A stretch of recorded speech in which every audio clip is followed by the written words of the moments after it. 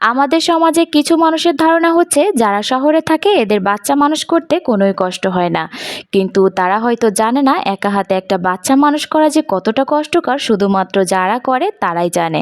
তো hello everyone, আসসালামু আলাইকুম। আশা করছি যে যেখানে আছেন ভালো আছেন। আলহামদুলিল্লাহ, আপনাদের দোয়াতে আমি অনেক ভালো আছি।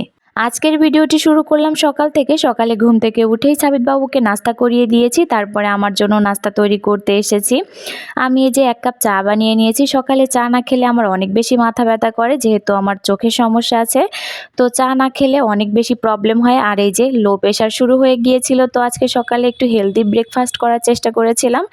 তো আমি এখানে 3টা খেজুর নিয়েছিলাম, একটা কলা এবং 2টা টোস্ট নিয়েছিলাম। লো প্রেশারের সময় ডিম খেলে বেশি ভালো হয়, তবে আমার প্রেগনেন্সির সময় আমি এত বেশি ডিম খেয়েছি যার কারণে ডিমের প্রতি আমার একটা অভক্তি চলে এসেছে। তো যাই হোক, আমি এই যে নাস্তা করতে বসেছি, আর সাবিত বাবু যে আমাকে ডিস্টার্ব করবে না তা তো হয় না। তো আমি খাওয়া দাওয়া বাদ দিয়ে আগে তাকে শান্ত করতে আসলাম, কারণ যেহেতু গরম চা সে যে কোনো মুহূর্তে ফেলে দিতে পারে। গরম চা ফেলে দিয়ে একটা বড় দুর্ঘটনাও ঘটতে পারে। তো যাই হোক, তাকে আমি একটা বিস্কিট দিয়ে শান্ত করে তারপরে আমি সকালের নাস্তাটা করে নিয়েছিলাম। দুপুরে রান্না বান্না করতে চলে এসেছি। আজকে দুপুরে রান্না করব পটল ভাজি। আমি এই যে কুচি করে কেটে নিয়ে তারপরে এখানে সব রকমের গুঁড়া মশলা দিয়ে দিয়েছি।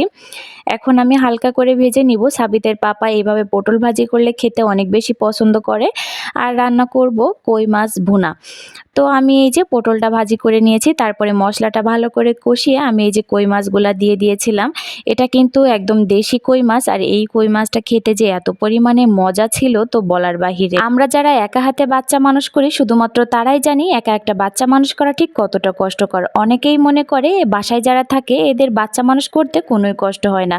আমার এই যে রান্না করতে করতে সাবিত বাবুকে যে কতবার সামলাতে হয়েছে, কোলে নিতে হয়েছে, এটা ফেলে দিচ্ছে ওটা ফেলে দিচ্ছে। তো যাই হোক, এদেরকে আমরা হাজার বোঝানোর চেষ্টা করলেও বুঝবে না। আমি হয়তো চাইলেই তাকে পারতাম ফোন দিয়ে বসিয়ে রাখতে, কিন্তু বাচ্চাদেরকে যত ডিভাইস থেকে দূরে রাখা যাবে ততই ভালো। সাবিত বাবু কিন্তু খুবই দুরন্ত এবং দুষ্টু একটা বাচ্চা, তারপরেও কিন্তু আমি ওকে ফোন দিই না। ফোন দেওয়ার কারণে কিন্তু বাচ্চারা আরও বেশি দুরন্ত এবং চঞ্চল হয়ে যায়। তো আপনারাও চেষ্টা করবেন বাচ্চাদেরকে যত বেশি ডিভাইস থেকে দূরে রাখা যায় তত বেশি আপনাদের জন্য ভালো এবং আপনাদের বাচ্চাদের জন্য অনেক বেশি ভালো। তো আপনাদের সঙ্গে অনেক কথাই বলে ফেললাম। আমার কথায় যদি কোনো ভুল হয়ে থাকে অবশ্যই ক্ষমা সুন্দর দৃষ্টিতে দেখবেন। তো আপনাদের সঙ্গে কথা বলতে বলতে আমার রান্নাটা হয়ে গিয়েছে। তো আমার আজকের রান্নাটা কিন্তু অনেক বেশি মজা হয়েছিল, যেহেতু দেশি কই মাছ। তো খাওয়া দাওয়া শেষ করে নিয়েছিলাম, তারপরে সাবিত বাবুকে ঘুম পাড়িয়ে দিয়েছি। আর আজকে তাকে একটা গাড়ি কিনে দিয়েছিলাম। তার গাড়িটা এত বেশি পছন্দ হয়েছিল, আর ছেলে বাচ্চা বলে কথা, সে গাড়ি নিয়ে ঘুমাবে না তা তো হয় না। তো তাকে ঘুম পাড়িয়ে দেওয়ার পরে আমি এই যে একা একা বসে একটা আইসক্রিম খেয়ে নিয়েছিলাম।